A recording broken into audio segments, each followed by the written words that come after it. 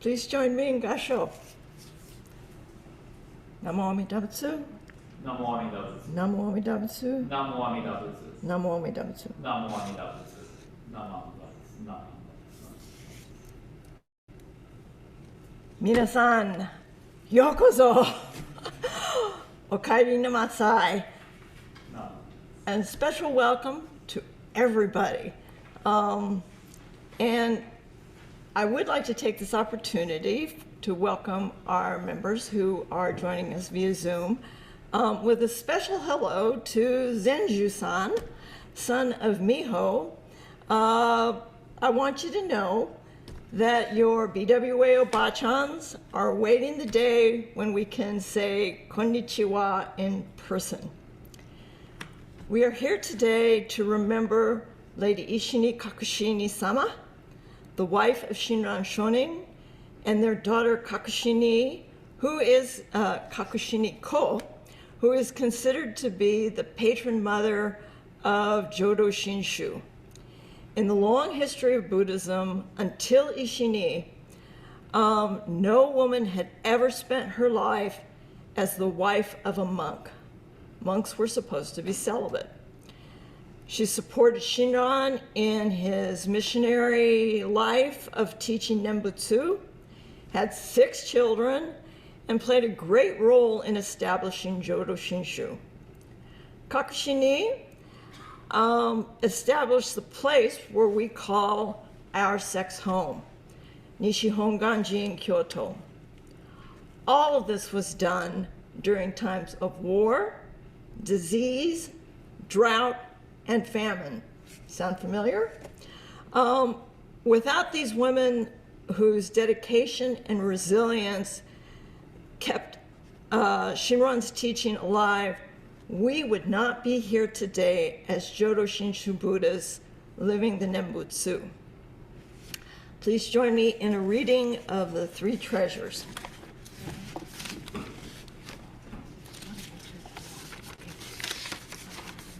So, hard is it to be born into human life. Now we are living it. Oh, excuse me, I should have said this. This is page 8 in the Purple Service book. Hard is it to be born into human life. Now we are living it.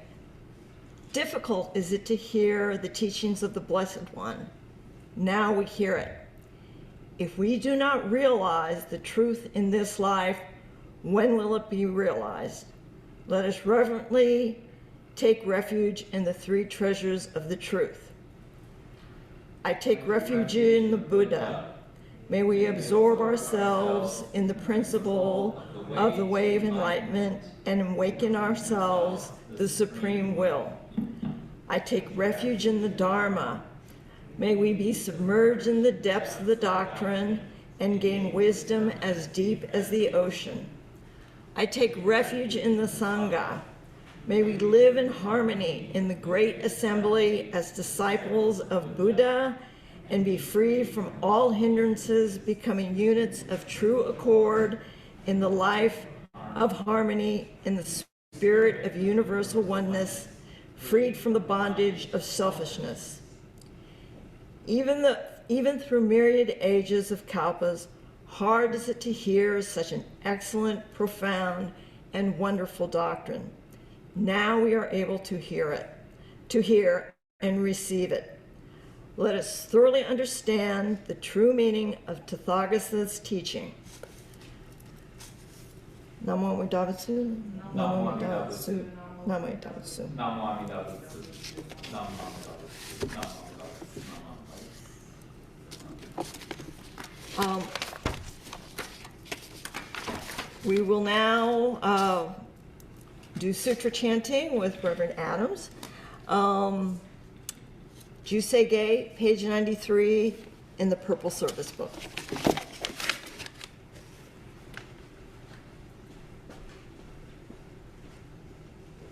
Namanda Butsu Namanda Butsu Namanda Butsu Namanda Butsu Namanda Butsu Namanda Butsu Namanda Butsu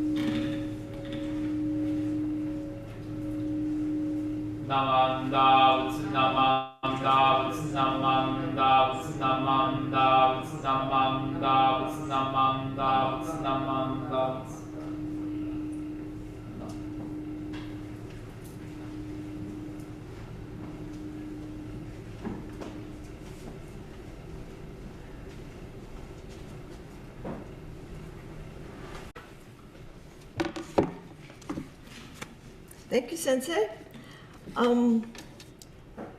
Today's Dharma reflection is about resilience and Nembutsu.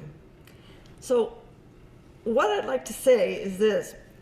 In 2023, there will be in Kyoto a 3-month celebration of Shinran's 850th year and the 800th year of Jodo Shinshu. There will be a World Buddhist Women's Conference held in May of that year that I hope our BCSF BWA will be attending. The theme of the celebration is Life of Nembutsu enables us to appreciate every encounter. Here's the rub. I'm not exactly appreciative of COVID as a world pandemic that has killed millions and left many with lifelong crippling conditions. And while I found lockdown rather limiting, I am in the high-risk COVID category for COVID morbidity due to my age. So,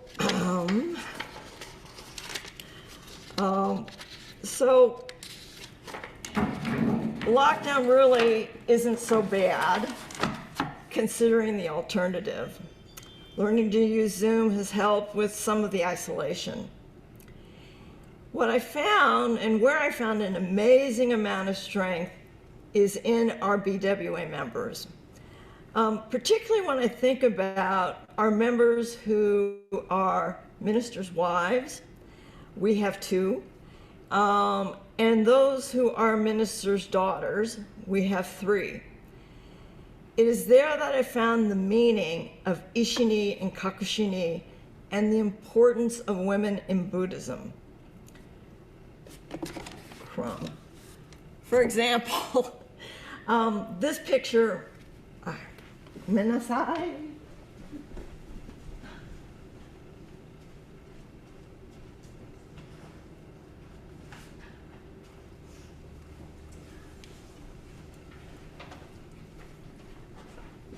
I haven't done this in a long time. This picture was in the February 2017 issue of Smithsonian Magazine and was taken by Dorothea Lange and is currently held in the Bancroft Library. It is a picture of Reverend Sho Naito's hands closing the door of the Florin Buddhist temple in 1942 prior to being sent to internment. Pictured on the following page are Reverend Naito's son, Kyoshi, and daughter, Yasuko Fukuda, one of our BWA members. This picture was taken of Yasuko in 2016. While Reverend Naito was interned in the United States, Yasuko, her brother, and 2 younger sisters and mother were in Japan, in the rural village of Fukui. Yasuko and her siblings were born in Sacramento, but they were sent to Fukui in 1939 as her father wanted to reopen the family's temple. So from 1939 to 1950, Yasuko did not know what had happened to her father. While she was in Fukui, Yasuko would clean the temple, open the large doors to the hondo, clean the 29 steps into the hondo, dust the onaijin, sweep outside, and pulled weeds in the garden. She started to do this when she was 6 years old.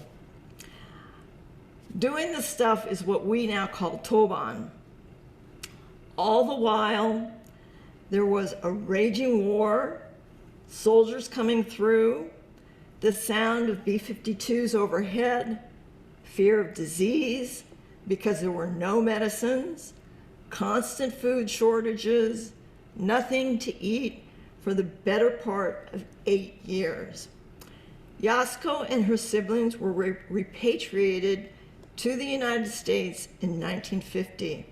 She would see her father in 1950, where he was now minister in Alameda, at Alameda Buddhist Temple. So when I think about what a Kakushinni is, I see Yasuko, I see our member Yumi. I understand that Nisai-san is also a daughter of a minister.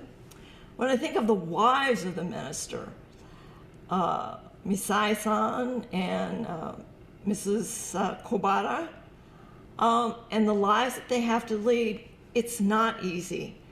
A minister's life is tough. You're away from your family quite a bit of the time. You know, you get called away to funerals and stuff. So as women, as wives and daughters, you end up learning to be, I don't know, tough, resilient. You know, they're not there for, you know, your sports games. Your father's not there for sports games. Sometimes, you know, they get called away and don't get to see you graduate or anything like that. Night meetings as well. So Yasuko has actually been a BWA president and has been involved with in BCSF for many years and is still involved with our BCSF BWA. And as such, with Kakushinni in mind, she is in fact part of what our DNA is, what our Jodo Shinshu DNA is. So when I went to Sunday school in Mountain View, Eshinni Kakushinni were never discussed.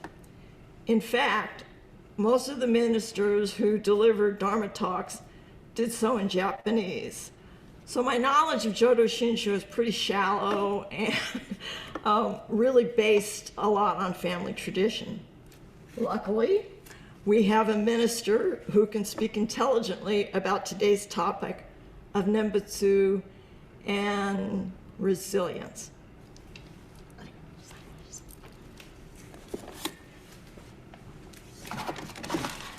Reverend Adams?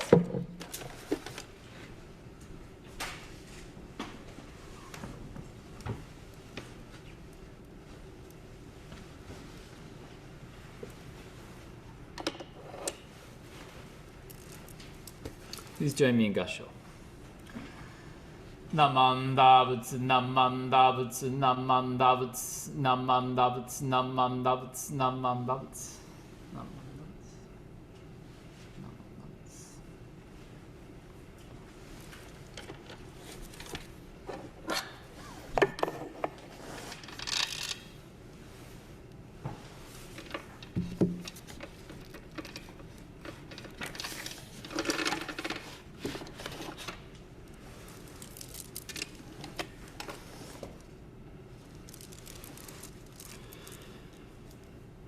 To realize Shinjin oneself and to guide others to Shinjin is among difficult things, yet even more difficult. To awaken beings everywhere to great compassion is to respond in gratitude to the Buddha's benevolence. Namam Dabutsu, Namam Dabutsu, Namam Dabutsu, Namam Dabutsu, Namam Dabutsu. Well, good morning, everyone. Minasan ohayou gozaimasu. Wonderful to be here together with you. Thank you, Diane, for that very kind and thoughtful introduction and for your reflections. And I share in your feelings of deep gratitude for our ministers, their wives, and their families as well. I think the words that you shared kind of hit home for me, talking about being away at night and not missing sports games and things like that. So I really, it awakened my appreciation for my own wife and all that she does for our family. I'm very grateful for this topic of resilience that we're reflecting upon today, and I think that this is truly a fitting topic for our reflections and observations for Eshinni Sama and Kakushinni Sama that we observe today. I think we can't overstate their importance to this Nembutsu tradition and to the lives that we're able to live today, guided by the Buddha's wisdom and compassion, and the way in which we have a window into their leadership and their life in the Nembutsu is much in great part through the letters that were shared between the two. And we are very fortunate that we have a collection of letters that were written by Eshinni, the wife of Shinran Shonin, to their youngest daughter, Kakushinni. And these letters have been preserved and cherished down through the years to this present day as we reflect upon the life of Shinran. And so I wanted to share some of my own appreciation of these letters and the resilience and inspiration that we can find in them as we consider our lives in the Nembutsu today.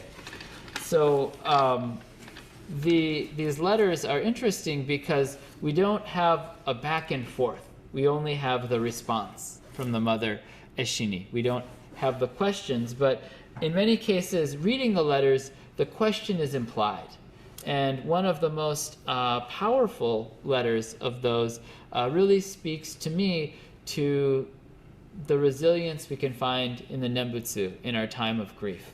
When a loved one crosses over to the other shore, when we find that someone who has been an important part of our family is no longer present with us, naturally we have feelings of sadness, loneliness, and perhaps even feelings of doubt and anxiety.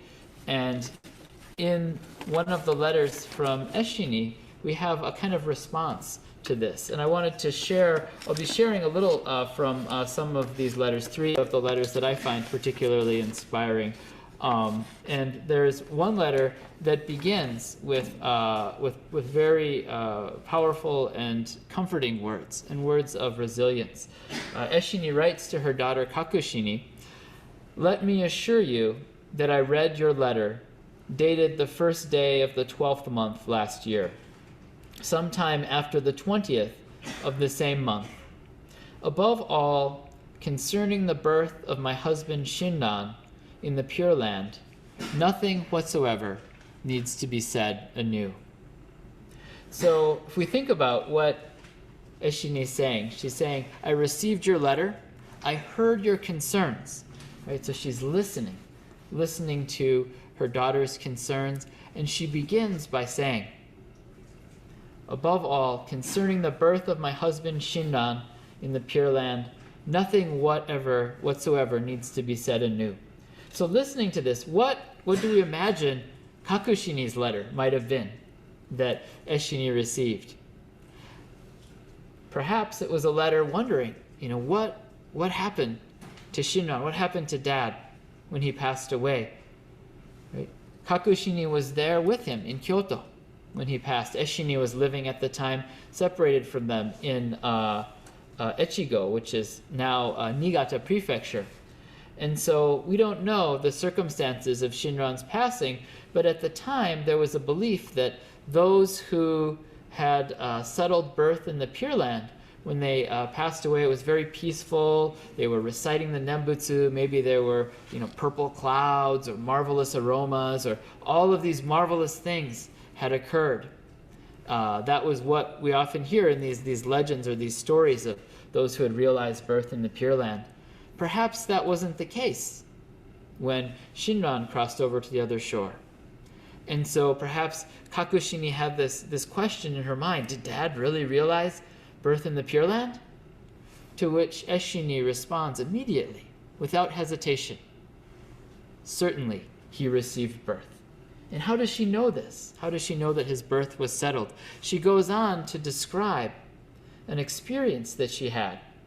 She talks about Shinran Shonin's path in the Nembutsu, but then she talks about how she herself, one evening, she had a dream, a vision in which her mind was open to the wisdom of the Buddha, And in this dream, she was at a temple that was like a dedication ceremony for a large and beautiful temple. And at this temple, there were 2 Buddha images, similar to the Buddha statue that we have here in the Hondo. One of those Buddha images had a face that was pure light. You couldn't see any of the features. The other Buddha image had a face where the features could be seen distinctively and clearly. And Eshinni, the mother, describes how in her dream she turns to someone who's there and says, "Who are these Buddha images?"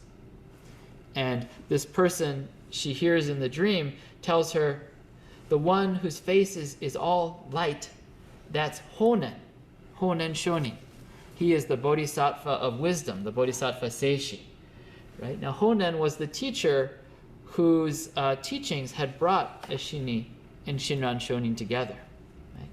Then she asks, who is this other Buddha image? The one whose face can be seen distinctly. And this person who's there with her tells her, that is the priest Shinran. Zenshin is what he was called at the time. He says, that's Shinran, and he is the Bodhisattva of compassion, the Bodhisattva Avalokiteshvara. And so Eshinni then wakes up from this dream, and she's sort of startled, like, what just happened, right? She had this very powerful dream, but she remembered it. She cherished it in her heart, and she never spoke to anyone about it until she shares this information with her daughter. But at one point she asks Shinran, she tells him about this dream, and Shinran says, oh yes, dreams like this are true, for we know that Honen is in our lives the Bodhisattva of wisdom. And so she receives this affirmation, this assurance that Shinran Shonin is one whose life is settled on the path to birth in the Pure Land. So whatever happens after that in their lives, she knows that this is someone who is surely to be born in the Pure Land. This is someone who I can look to as a fellow traveler, as one who will guide me on my path to awakening. And so she shares this message to their daughter Kakushinni, this message of resilience, of receiving this settled mind that we call Shinjin, this mind of peace and comfort, knowing that we've had this special encounter with the Buddha's wisdom. And so they lived together as a family, and Shinran also had a dream in which the Bodhisattva Avalokiteshvara had appeared to him and told him that if you should happen to marry, as Diane said, it was unheard of, right, for priests to marry and raise a family prior to that time. And the Bodhisattva appears to him and says, if you marry, I, the Bodhisattva of compassion, will adorn your life as your wife throughout your life. And so both Shinran and Eshinni saw each other as bodhisattvas. So they knew that whatever things would come up in life, they would have this relationship of supporting and guiding one another on the path to awakening. So as Diane mentioned, Shinran and Eshinni Kakushinni Sama, they lived at a time of warfare, a time of epidemic disease, a time of various kinds of challenges and social unrest, perhaps not unlike our time today. And on another of these letters, Eshinni shares an experience she has while traveling with Shinran. They're traveling together, and on this journey, Shinran suddenly starts to feel unwell. Right? He starts to have flu symptoms.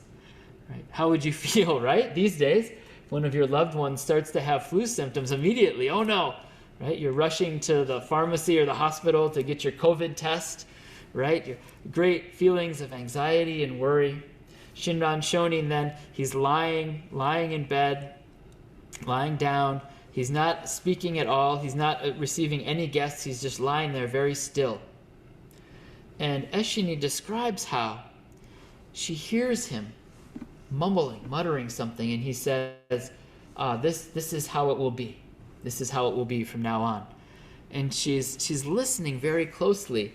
So she hears him say this, and she asks him, are you okay? Are you having delusions right now?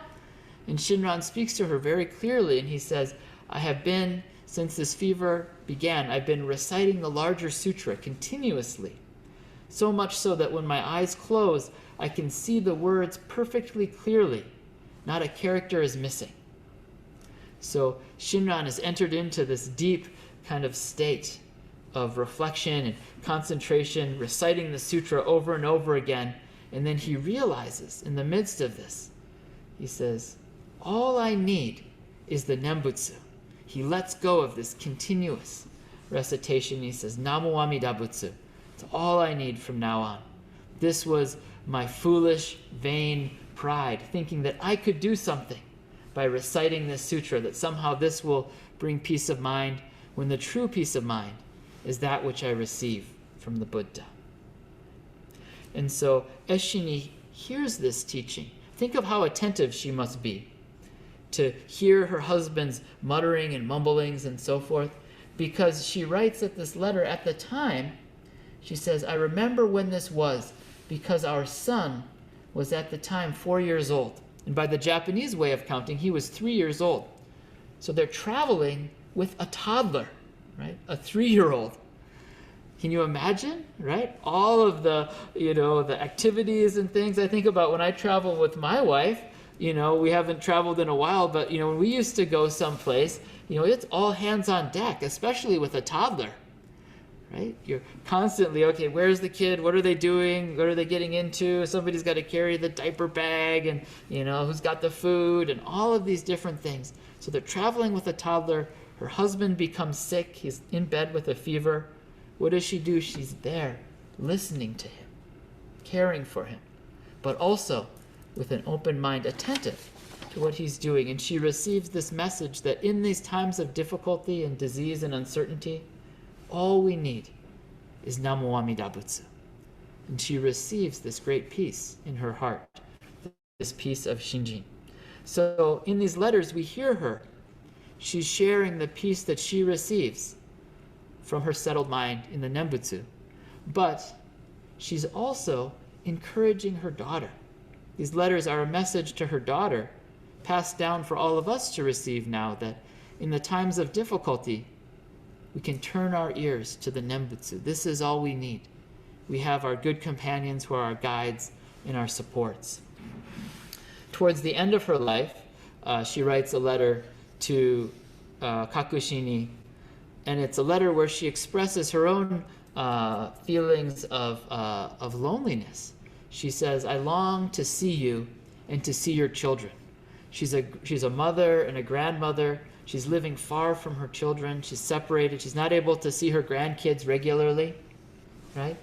I think, we've experienced that ourselves in the past year and a half, where, for a long time, before any of us were vaccinated, we were not able to meet with our children or our grandchildren. I myself haven't seen my own grandmother in a couple years, looking forward to going to visit her over the winter break. My parents weren't able to come visit our kids for about over a year and a half actually. There was a gap. And so we are experiencing this separation, this loneliness, and we're reminded, reading Eshinni's letter, that this is something that has been experienced by generations down to the present, for hundreds of years, this feeling of separation from loved ones. And in the midst of that sadness, because surely Kakushinni longed to see her mother, longed to bring the children to the grandmother. I think that's been the greatest challenge in our family, because my mother-in-law lives in Japan. My wife hasn't been able to see her. You can chat online and call up on the phone, but it's not the same as being together. So we experienced this today. And Eshinni, she says to her daughter, she encourages her, she says, say the Nembutsu.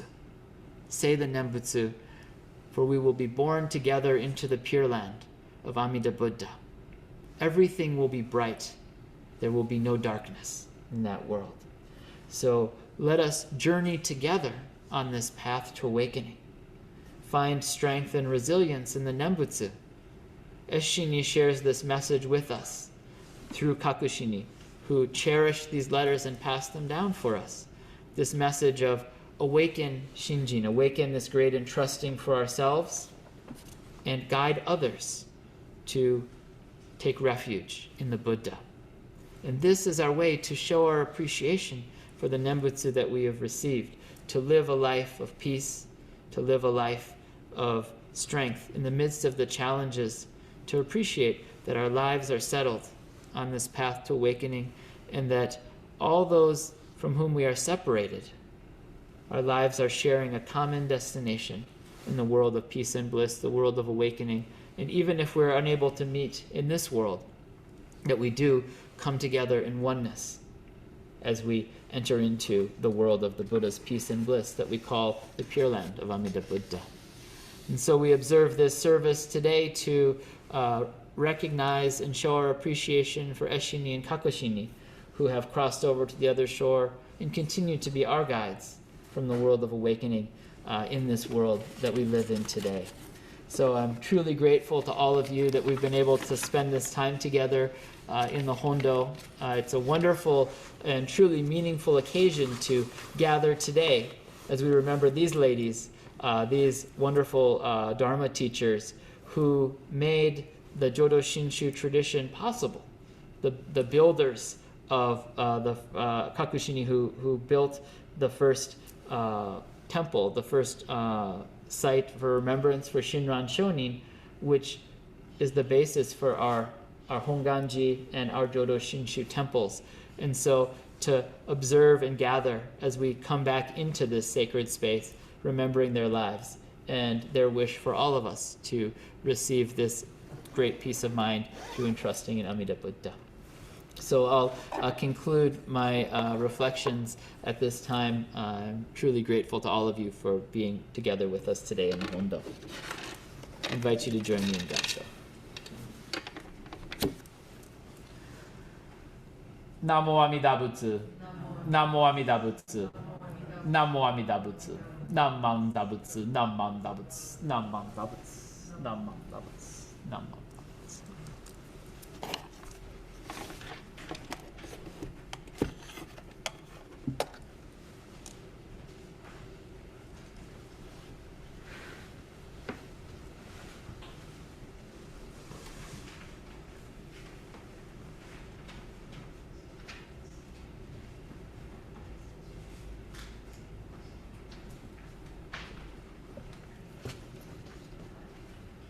Sensei, arigatou gozaimashita. That was excellent. We will now have a special treat. Akemi Yoshimoto, accompanied by Betty Fujimoto on the piano, will sing a song called Bodhisattva Vows. And the lyrics are it's called Bodhisattva Vows. Sentient beings are numberless. I vow to save them. Desires are endless. I vow to end them. The gate of Dharma is boundless. I vow to master it. The Buddha way is supreme. I vow to attain it. Thank you. Thank you.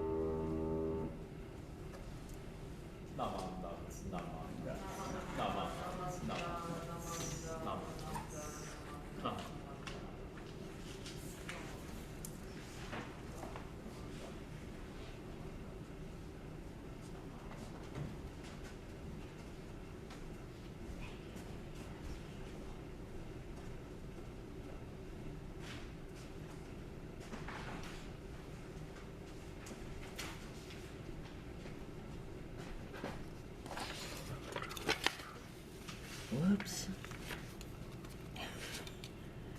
Elaine told me that would happen. Thank you, Akemi and Betty. That was amazing. It was beyond beautiful. Thank you so much. We will now have a closing meditation reading by Jin Fukunaga.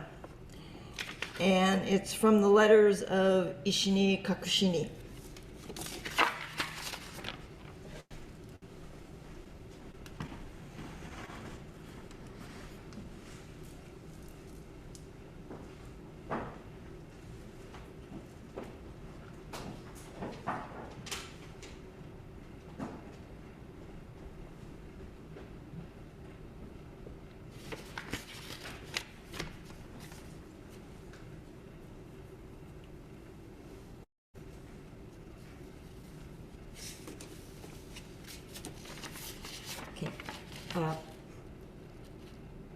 Eshinni was born during the most devastating famine of medieval times, occurring in 1181 and 1182.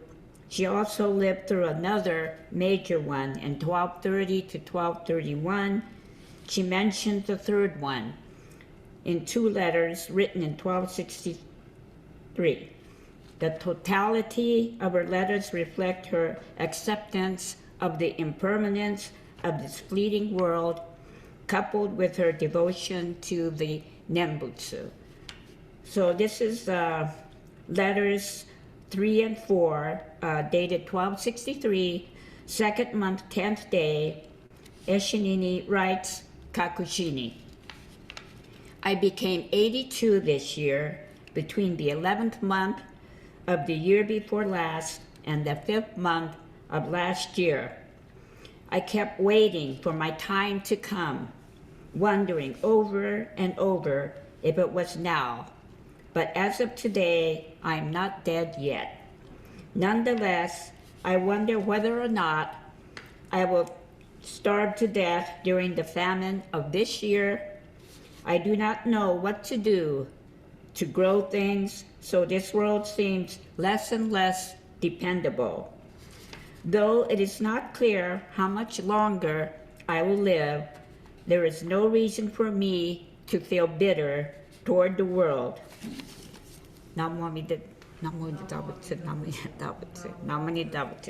Thank you.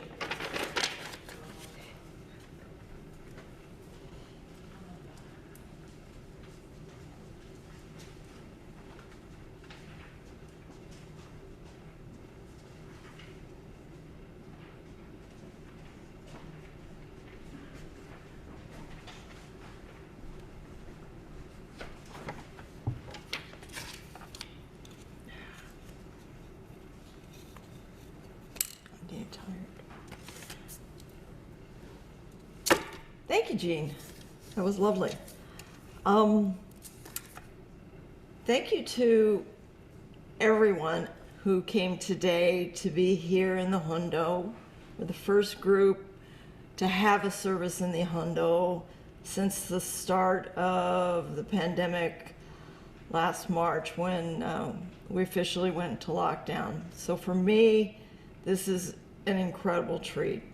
And I cannot thank Reverend Adams, Elaine Donlin Sensei, and David Hayden Sensei, who formed the safety committee, who made it possible to have all this space so that we stay, we stay safe from pretty gnarly disease that tends to find you if you're not vaccinated and careful. So thank you very, very much to the Safety Committee, the BCSF Safety Committee. Thank you to Reverend Adams for the Sutra chanting and wonderful Dharma reflection. And also to Akemi Yoshimoto and Akemi Yoshimoto and Betty Fujimoto, and to Jean Fukunaga for participating in today's service.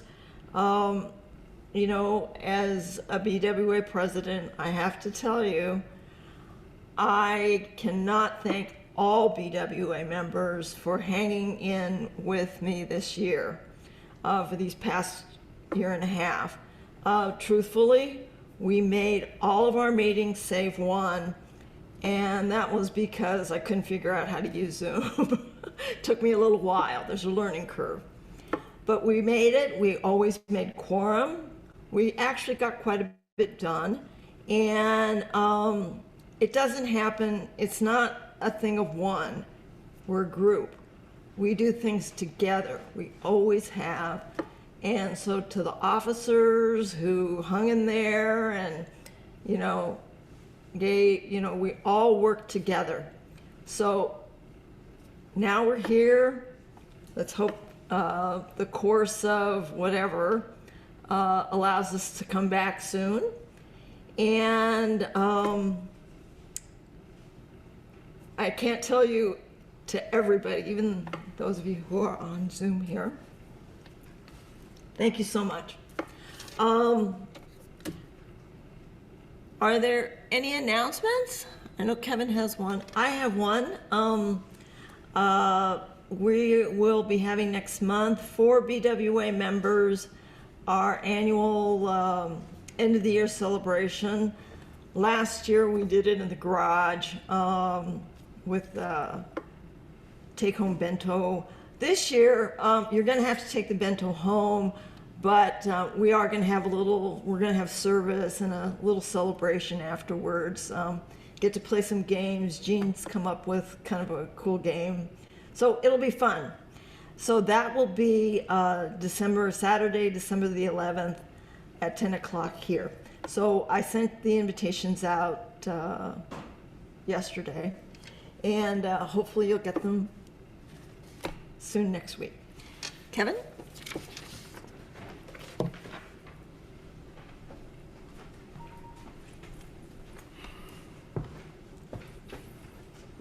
Hi, good morning to everyone on Zoom and everyone in the Hondo.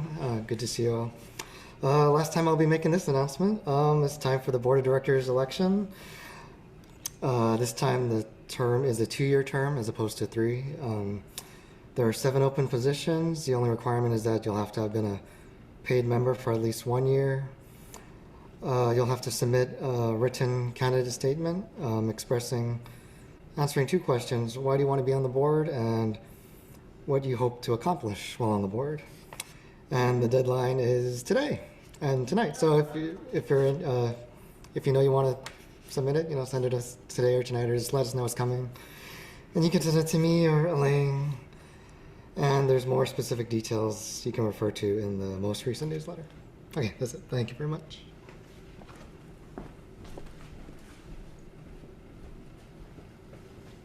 Good morning.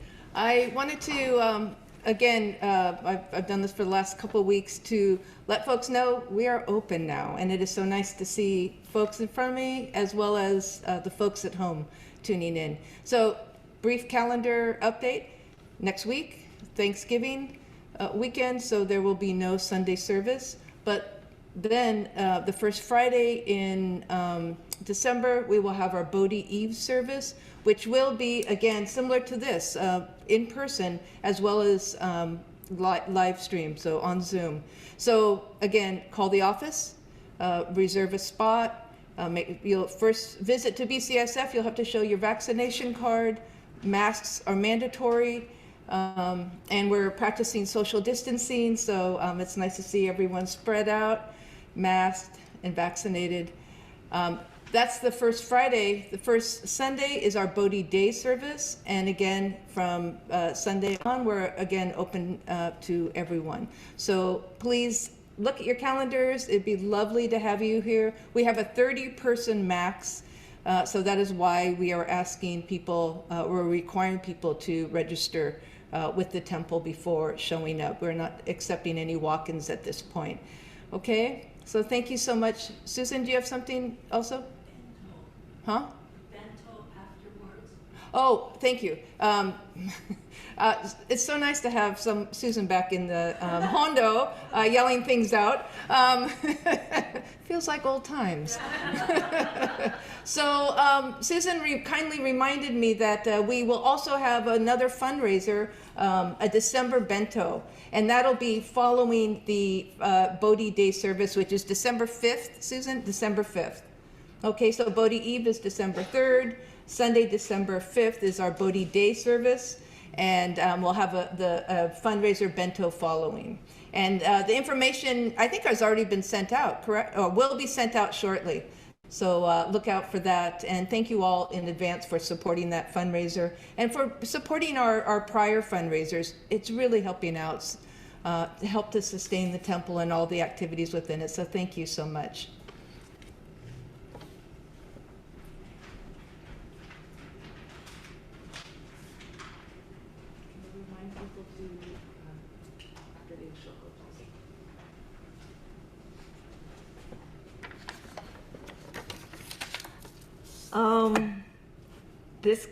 Whoops. Okay. Whoops. This concludes our annual BWA hosted Eshinni Kakushinni service. And thank you all for joining us, both here in the Hondo and also at home via Zoom. Please stay safe and connected. And you are welcome to come and oshoko and offer incense. But after you oshoko, please use hand sanitizer right there because we still are in a deadly pandemic.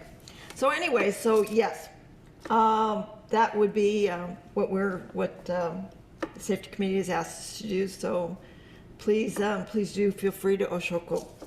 And please join me in final gassho. Namo Amida Butsu. Namo Amida Butsu. Namo Amida Butsu. Namo Amida Butsu.